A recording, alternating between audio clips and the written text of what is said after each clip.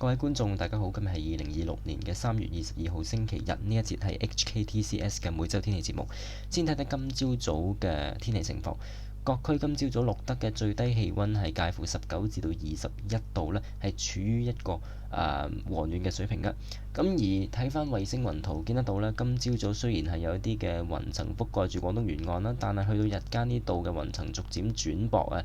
雖然喺廣東沿岸亦都有一啲嘅雲層呢係覆蓋住，咁但係呢啲嘅雲層呢都係相對較薄，同埋呢雲與雲之間有罅隙，咁所以今日嘅日間呢，普遍嘅地區都係上升去到超過26度嘅。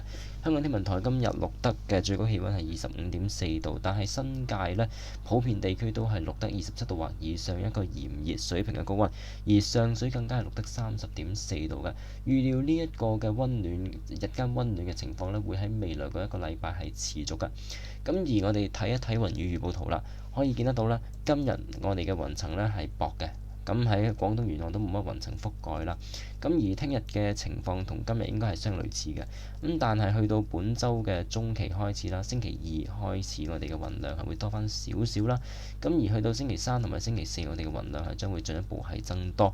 咁但係呢啲嘅雲層呢，唔單止係雲啦，咁仲會係伴隨住一啲嘅微雨嘅。咁喺降雨預報都見得到呢，喺星期三、星期四左右呢，有機會我哋會受到一啲嘅微雨影響，但係呢都唔會係話有暴雨嘅影響，又或者就算落雨都好，落雨呢都唔會係雨勢都唔會太大啦嚇。咁而去到本週後期，大致星期六呢，我哋嘅天氣係會係好翻少少啦，個雲量係會稍微減少啦。但係去到星期日呢，呢一度嘅雲層又會再度覆蓋住廣東沿岸同埋香港，為香港帶嚟一兩陣嘅驟雨嘅。咁而我哋所以可以睇翻香港天文台嘅9天天氣預報啦。聽日係大致天晴嘅，咁而隨後呢，我哋嘅日間温度呢係有機會係去到一個炎熱嘅水平嘅，就算係市區都好嚇。咁而去到星期一二呢，大致都係天晴啦，同埋星期二就部分時間有陽光。咁去到星期三呢，我哋雲量會多翻啲啦。咁早晚部分時間有陽光，初時沿岸係會有薄霧。咁日間係大致天晴同埋炎熱嘅。而星期四呢，同埋星期五都係大致多雲為主啦。而星期六我哋嗰個嘅天色會稍為好轉，部分時間有陽光。咁而去到星期日呢，我哋再度係變得大致多雲，有一兩陣嘅驟雨。而日間係短暫時間有陽光嘅。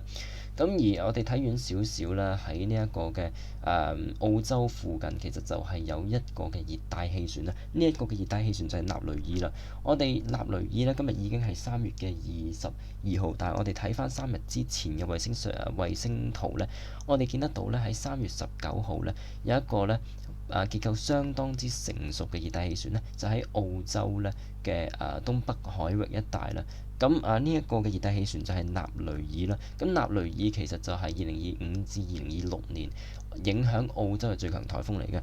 咁佢嗰個嘅級別係達到 C5 嘅級別啦。咁而聯合颱風警報中心 JTWC 呢，亦都評級佢嘅中心附近1分鐘平均最高持續風速呢，係去到240公里每小時嘅。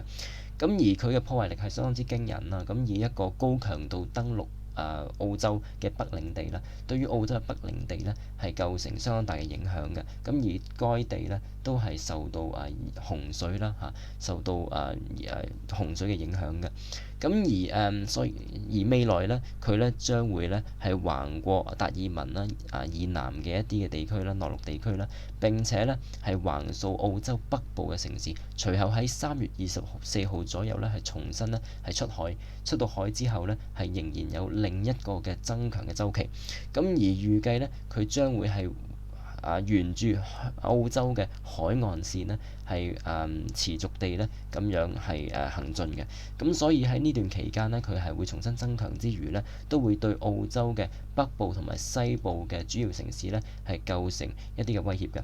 咁所以呢，位於當地嘅居民啦，或者係位於當地嘅香港人啦同埋當地嘅居民都係要提防嗰個風雨嗰個嘅影響嘅。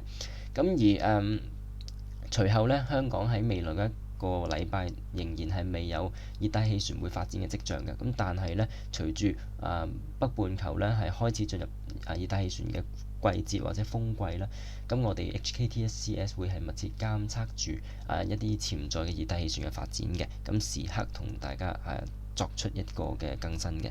咁今日嘅 HKTCS 嘅每週天氣節目就到呢一度，我哋下次再見。